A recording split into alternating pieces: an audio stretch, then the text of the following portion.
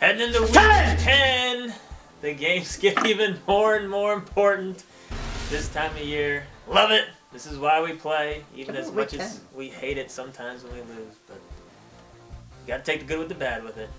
All right, here's the deal. If you're out, you gotta sign up for daily, and if you're winning, you're good. So you gotta sign up for daily, and daily equals DraftKings. So do that using the promo code FST. Follow the card or the link in the description below. Deposit 5 bones. DraftKings gives you entry into a free contest, and I do a weekly video to help you out with that. Last week, I picked Langford, Crabtree, Jordan Reed. They all found the end zone a couple times. I'm just patting myself on the back. And Carr's my quarterback. Oh, yeah, I won some cash last week. You good over there? It was good.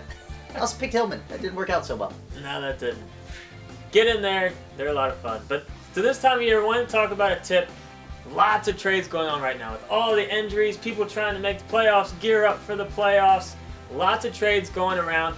And we wanted to just talk about making sure you're checking all of your biases at the door and not completely turning away trades or not considering trades because you have a certain bias about certain players or you're not really totally trusting a certain player. And Brent and I got into that a little bit this week.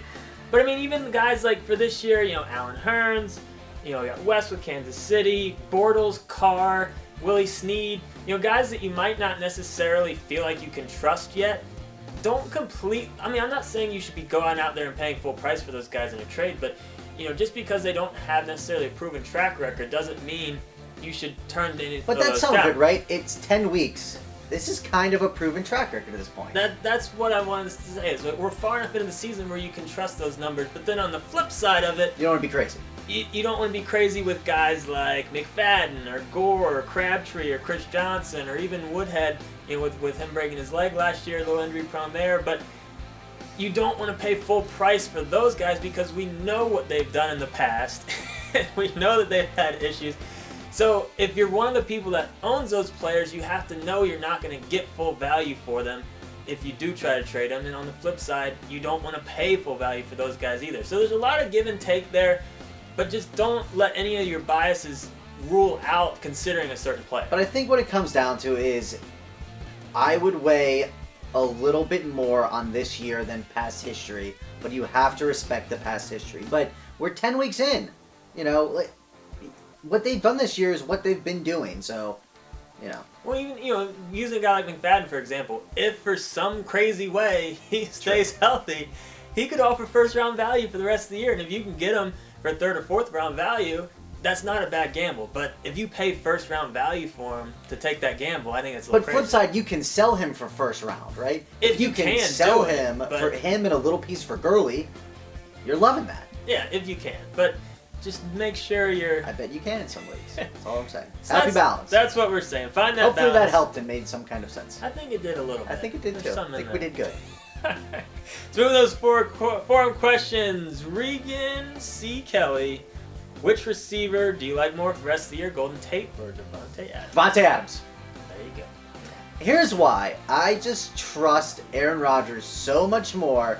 And, I know Jones has been a touchdown threat, but his targets, even when he's scoring those touchdowns, he wasn't getting a ton of targets. And if you know me, you know I love me some targets. Adams got a good amount last week, and I think that'll continue. There's all the hype with Adams, and he was banged up. He's finally healthy. I just think the rest of the season, the upside on the ceiling on Adams is just much higher, in my opinion. All right, let's go. Haas wants to know, would you drop any of these running backs for Starks, Chris Johnson, Lamar Miller, Doug Martin, LeGarrette Blount? Should you drop any of them, pick up Starks? I wanted to put this one on here because it's a very good question in terms of where is Starks' value right now. I don't have him over any of these guys just yet. I mean, with Lacy still there and in the mix, you're not confidently starting Starks right now. You still need a Lacy injury for you to be confidently starting Starks, unless Starks just totally runs with it. Could though. He could, but I don't think you're dropping one of these guys to do. I mean, that's Blunt, more established right now. Blunt a few weeks ago, yes, but now that Deion's out, sorry, buddy. I would drop your kicker, pick up Starks, and try to trade a running back for a receiver. Is what I would do if I were you. But S. Veter 23, which quarterback? Jay Cutler at the Rams. Are you going Mariota coming off the big game? Going up against Panthers. And I know Mariota's coming off a big game, but the Panthers defense has been legit this year, and I know the Rams defense is pretty good too, but they're more susceptible in the air than Carolina is.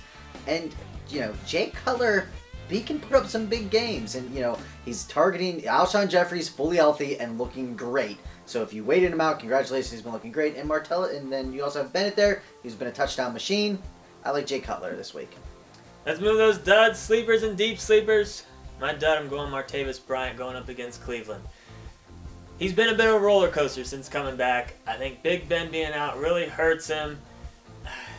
I don't see the need to take the gamble on him this week. If you have other options, I would go for it. Obviously, he's always a touchdown threat, but I think don't be too excited about him this week. I don't necessarily love the matchup.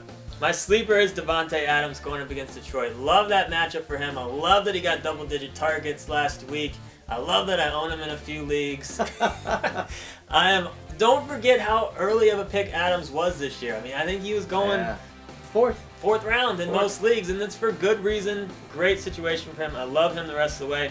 And my deep sleeper is Kirk Cousins going up against New Orleans. Their pass defense is awful, and the Saints, you like to think, are going to put some points up on the Redskins. Hopefully, we'll be playing with the lead, which means Cousins will be throwing the ball. Over-under's 50.5. I'm going to Vegas this week. I can tell you every line by heart right now. All right, my bust is going to be Sammy Watkins. So, a couple reasons I put him on here. The first one being, anytime somebody like a Sammy Watkins blows up, and he was on everybody's bench last week, and he should have been on your bench last week, and then it's fine. But then you're all bitter because you're like, if I started him, I would have won. So I'm definitely starting him no matter what this week.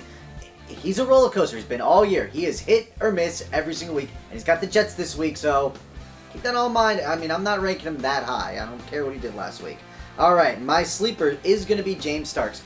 I understand what Dustin was saying earlier, but I believe James Starks can potentially win the job this week. He might be coming off and get the majority of carries and run with the job the rest of the year.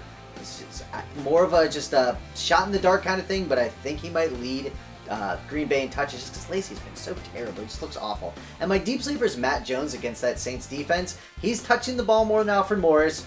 The GM drafted Jones, did not draft Morris. I think they're ready to pass the torch. So also another gut feeling. I just think Jones is going to lead in touches as well.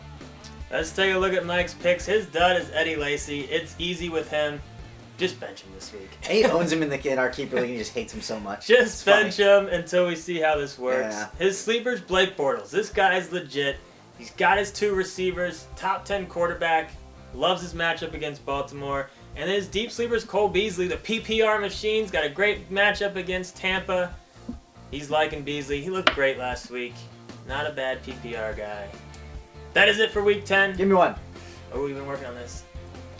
Hey! Sign up for DraftKings. Subscribe to our channel. You got questions posted in the forums.